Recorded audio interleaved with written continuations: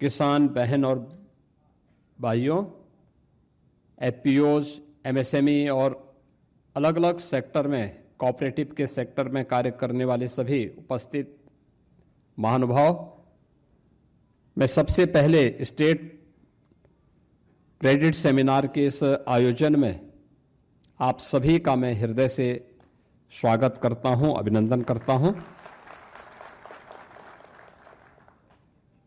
मुझे प्रसन्नता है कि नाबार्ड,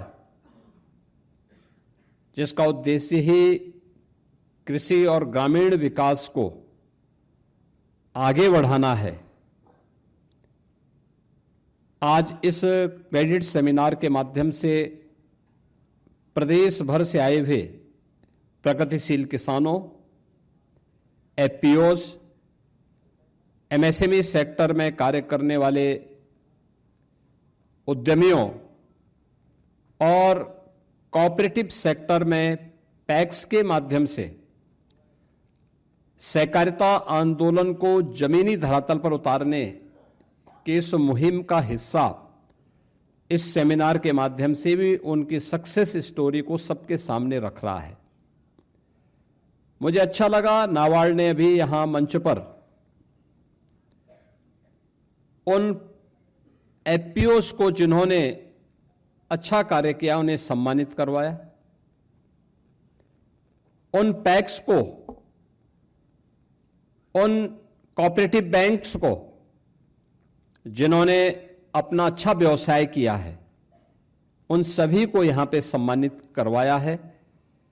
एक अच्छी पहल है और अच्छा होता कि उनको 1-2 मिनट उनके भाषण यहां पर उनकी सक्सेस स्टोरी पर भी होने चाहिए थे, जिससे अन्य लोग भी उस दिशा में कार्य करते हुए, क्योंकि उनके जीवन की सक्सेस स्टोरी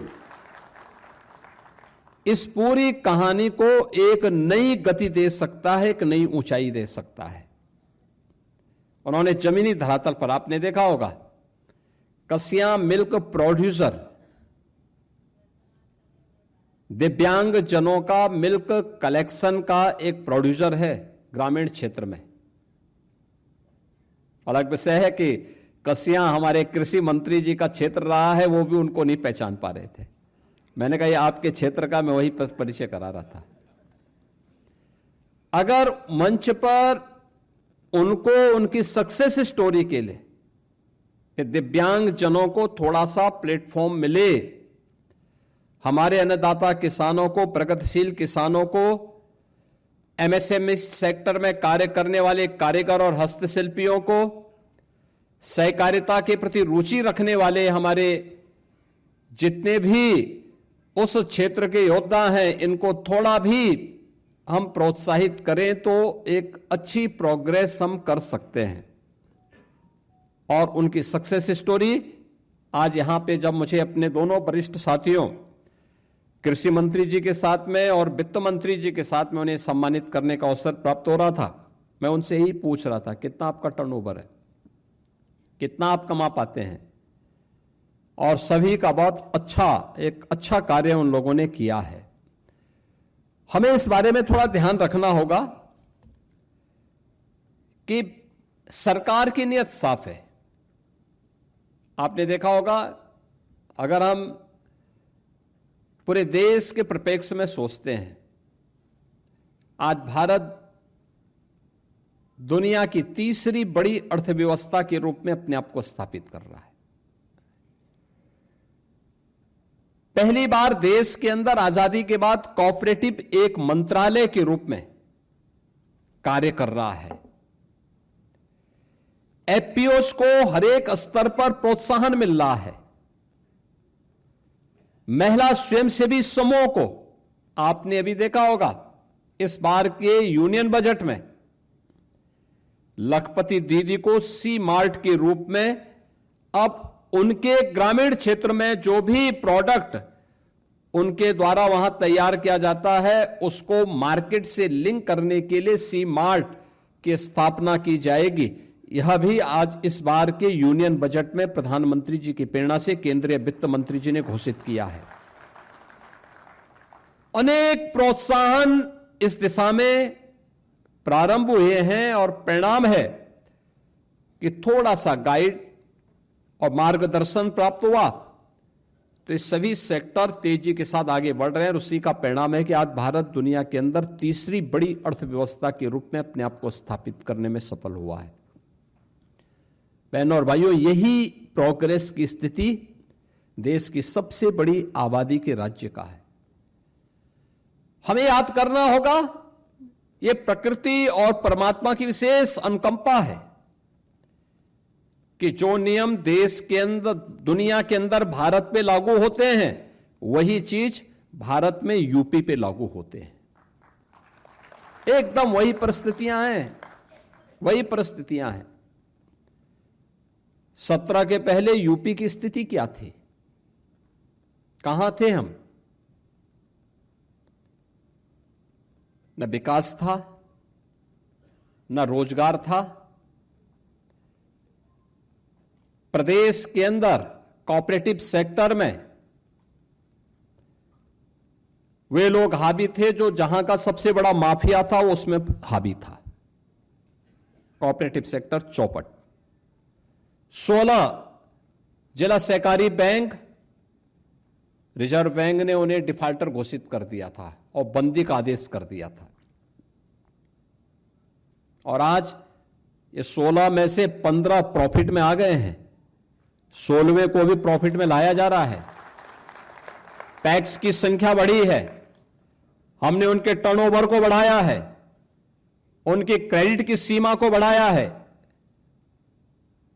और खाद्य वितरण के कार्य के लिए सहकारिता विभाग ने थोड़ा मैन पावर की शॉर्टेज की है, लेकिन उसको पूरा भर देते तो देश के अंदर सबसे अच्छा फर्टिलाइजर वितरण का काम उत्तर प्रदेश के अंदर हुआ है और होता है। कृषि और सहकारिता मिलकर के उस कार्य को कैसे आगे बढ़ाए, थोड़ा सा प्रयास हुआ। आज वही सहकारिता फिर से एक नए आंदोलन अभियान के रूप में आगे बढ़ चुका है।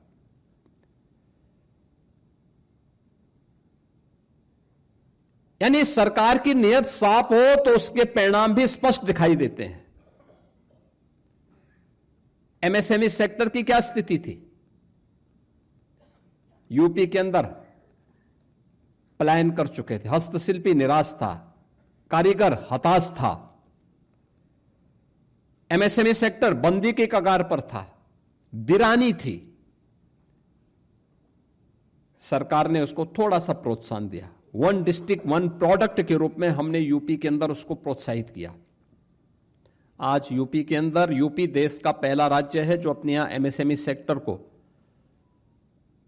5 लाख रुपए की सुरक्षा बीमा का कवर देता है। 96 लाख एमएसएमई यूनिट यूपी के अंदर कार्य कर रहे हैं। 3 करोड़ परिवार आजीविका के लिए इसी सेक्टर पर निर्भर कर रहा है, क्योंकि यह तब संभव हो पाया जब सरकार ने उसकी ब्रांडिंग की 1 डिस्ट्रिक्ट 1 प्रोडक्ट के रूप में, उसको टेक्नोलॉजी के साथ जोड़ा, उसकी ब्रांडिंग की, मार्केट से जोड़ा, पैकेजिंग के साथ जोड़ा, डिजाइनिंग के साथ जोड़ा। आज परिणाम है हम सबके सामने।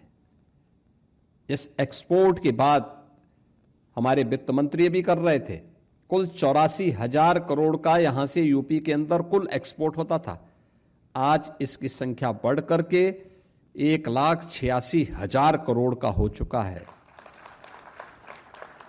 पूरे देश के अंदर यह अपने आप में एक ब्रांड बन चुका है। आदरणीय प्रधानमंत्री जी दुनिया के अंदर जाते हैं तो एमएसएमई से जुड़े हुए 1 डिस्ट्रिक्ट 1 प्रोडक्ट से जुड़े हुए किसी प्रोडक्ट को ही दुनिया के राष्ट्राध्यक्षों को गिफ्ट के रूप में देते हैं। बहनों और भाइयों,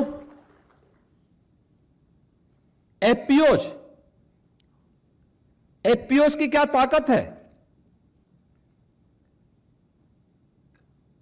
हम लोगों ने पिछले 4-5 वर्षों से यूपी ट्रेड शो का आयोजन करना प्रारंभ किया है ग्रेटर नोएडा में,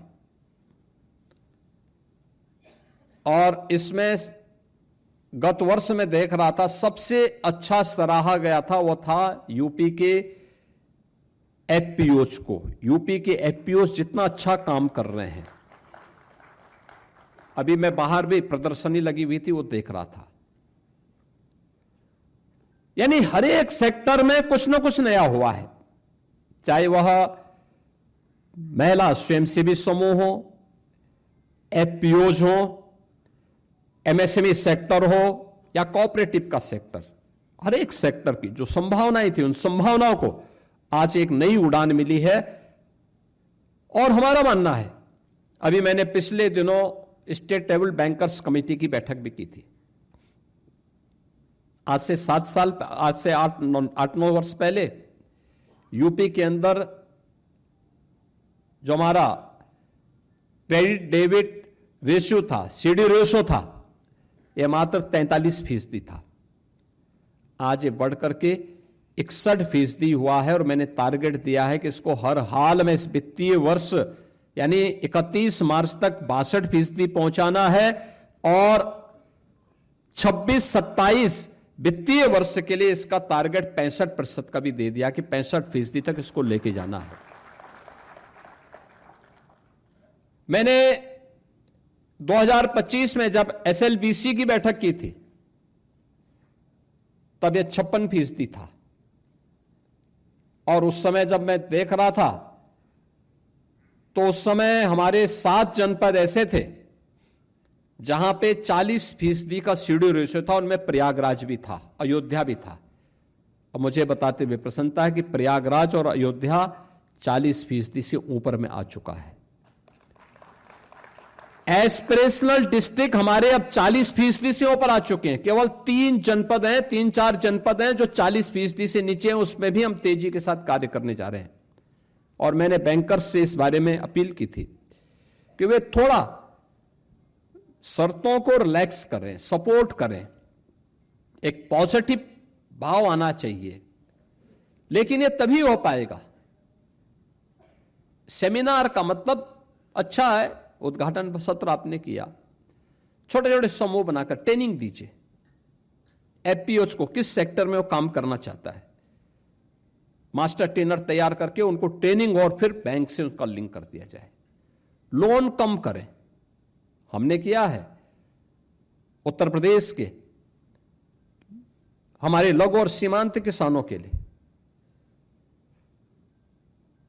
सहकारिता के फील्ड में जब उनको लोन दिया जाता था 11% उनसे इंटरेस्ट लिया जाता था। बैंक उनका घाटे पे था क्योंकि या पैसा उनका डूबता था। हमने कहा भी इसको कम करो, आज कोऑपरेटिव में उसको कम किया है। अब हमने कहा कि भाई प्रयास होना चाहिए कि हम 5 से 6% में उनको किसानों को लोन उपलब्ध करवाएं। शेष गवर्नमेंट सपोर्ट करेगी उसको। आप देखना लघु और सीमांत किसान को आसान किस्तों में अगर लोन मिलेगा तो वह तेजी के साथ अपने यहां निवेश भी करेगा, खेती में पैसा लगाएगा। दूसरा, यह आवश्यक नहीं कि जैसी परिस्थिति देश के अंदर अन्य राज्यों में है निवेश की, खेती में लागत की, उतना यूपी भी करे। यूपी में उतनी लागत नहीं आएगी, कम आएगी। और कृषि मंत्री जी का भी ध्यान में आकर्षित करना चाहूंगा, यूपी में कम आएगी। इसलिए कम आएगी क्योंकि यूपी देश ही नहीं दुनिया का पहला ऐसा क्षेत्र है जहां पर 86% लैंड हमारे पास सिंचित है, सिंचित भूमि है या सिंचाई की बेहतर सुविधा है। सबसे ज्यादा लागत बीज में, सिंचाई में और किसी एक तकनीक को अपनाने में किसान खर्च करता है। इतनी अच्छी फर्टाइल लैंड,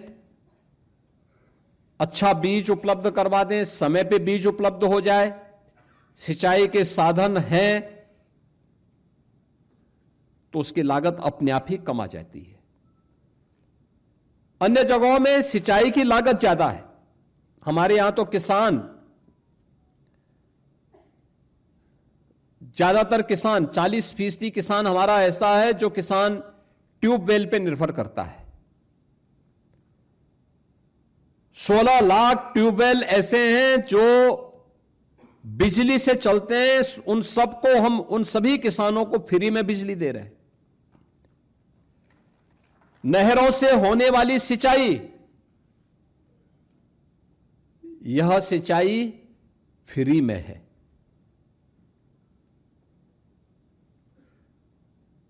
यानी हम ज्यादातर फ्री में देते हैं और इसके साथ ही लगभग 1 लाख किसानों को सोलर पैनल भी दे रखे हैं। मैंने वित्त मंत्री से कहा है कि भाई प्रयास करना चाहिए कि हम इन सभी किसानों को जो ट्यूबवेल से सिंचाई करते हैं, इनको अगर सोलर पैनल दे दें और सोलर पैनल के माध्यम से कोई एक अच्छी व्यवस्था आगे बढ़ा दें तो उनको भी आसान होगा और गवर्नमेंट को भी आसानी होगी।